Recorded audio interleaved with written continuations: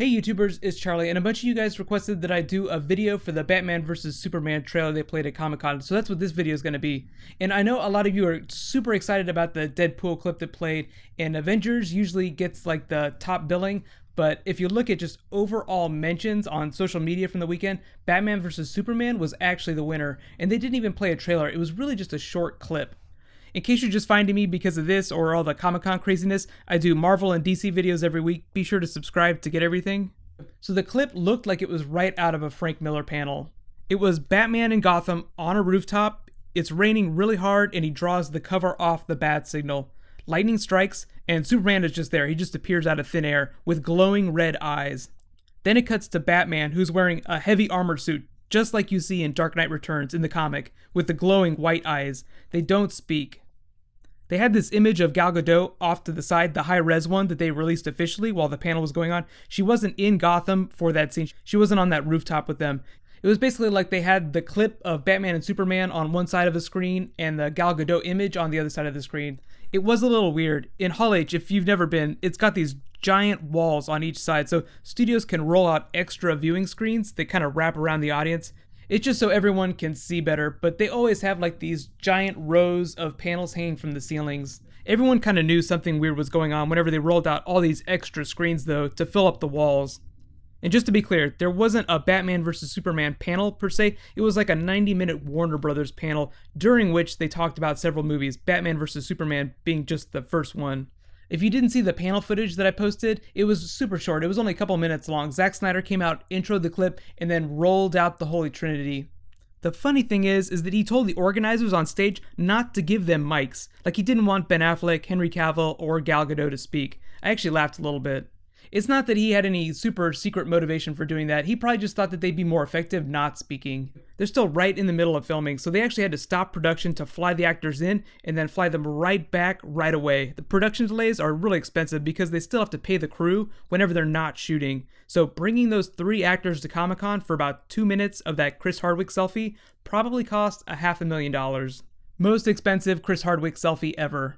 One of the biggest comment threads that I saw on the video I posted was that Ben Affleck's Batman is taller than Henry Cavill, or Ben Affleck in real life is taller than Henry Cavill, that is. I guess you guys felt like Superman should be taller, but that's just the actors. Most actors in general are pretty short, but leading men, like A-list $150 million movie leading men, tend to be over 6 feet tall, minimum, like 6 feet is the minimum.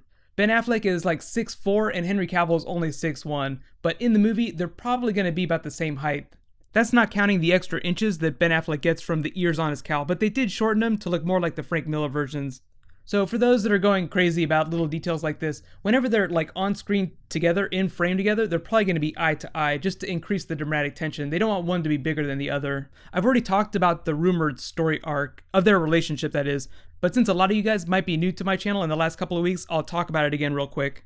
So the rumor is that Batman is pissed at Superman for being like a bull in the china shop being the Earth. So Superman is treated by Batman and the other superheroes of the world as an alien.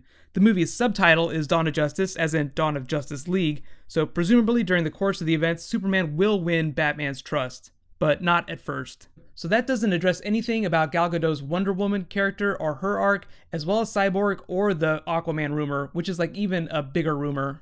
I know Jason Momoa was rumored for the Aquaman role, but nothing's been confirmed. It all ties in with the idea that Superman's battle with Zod in the first movie destroyed half the planet, mostly damage done by those world engines, so the Earth's heroes call on him to answer for what he's done, or what his people have done to the Earth. That could be what that bat signal scene was about, the Comic-Con teaser, like the moment that Batman calls Superman out. It would definitely explain why in the pictures they showed of both of them, they look super angry at each other. So let's talk about some of the other characters real quick. Cyborg, huge character from the comic books. We really don't know much about what he's doing in the movie or what his ties are to the other heroes or the villains. Aside from Lex Luthor, there are 4 rumored villains. LexCorp's supposed to be a big tech company like Facebook or Google, but since we don't know if they're a software giant or a hardware giant, I can't really tie Cyborg to them. Cyborg's usually tied to Star Labs in the comics, and during the first Man of Steel movie, they did have a Star Labs Easter egg during the military base scenes. The logo was just playing on screens in the background. So I'm guessing as the nations and the peoples of the Earth gather their heroes to go confront Superman, the military just throws Cyborg in the ring as like their hat, like they throw their hat in the ring. The other rumored villains are Morgan Edge, who is like the publicity person for LexCorp. He'll be like a media mogul, like Rupert Murdoch. Before the New 52 reboot, he was also the leader of Intergang. Then there's Victor Zsasz, who's like a freaky serial killer that just tattoos himself every time he kills someone. Then there's David Kane, who's another mercenary affiliated with the League of Assassins. I know we've been visiting that group a lot on Arrow. And then there's Amanda Waller, who's also been featured a lot on Arrow recently.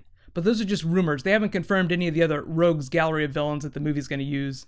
I know a lot of people were wondering about Metallo. Supposedly, there's not going to be any Metallo, but that's also a rumor too. So take it with a grain of salt. Just to tie it back to Arrow, I know a lot of people have been talking about TVs and movie stuff, but if you've seen Cynthia Addai-Robinson on Arrow, she's actually been doing a great job as Amanda Waller. On that show, she's the head of Argus, and even though Bruce Wayne and all the other characters exist in that universe, she's just never made mention of them. One other really cool thing from Comic-Con was that Geoff Johns full on addressed the TV movie universe crossover stuff. He basically said that TV is going to be TV, movies are going to be movie. I know that's going to be disappointing for some people, but I don't think it's going to be awful.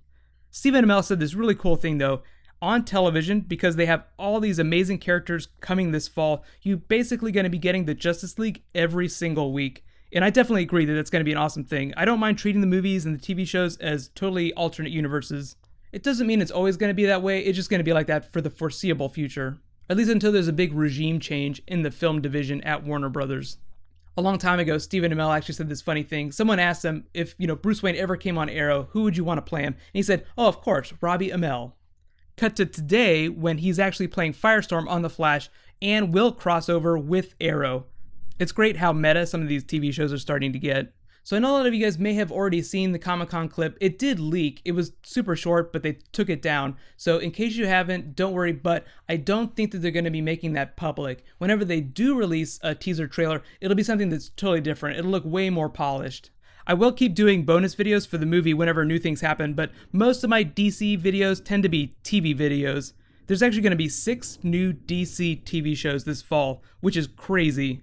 There's Arrow Season 3, of course, which is returning. Then there's 5 new ones, including The Flash, Gotham, Constantine, iZombie. I'm actually not going to be doing videos for that one. And then there's Preacher.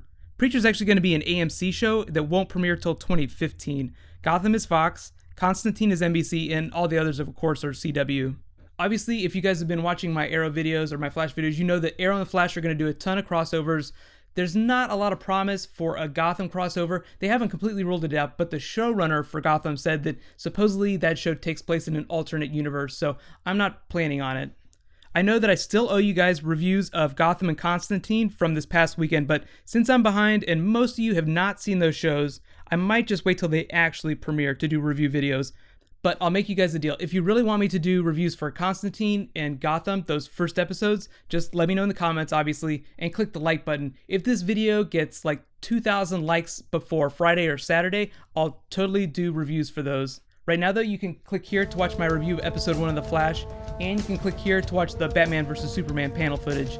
Thank you so much for watching. I'll see you guys tonight. High fives.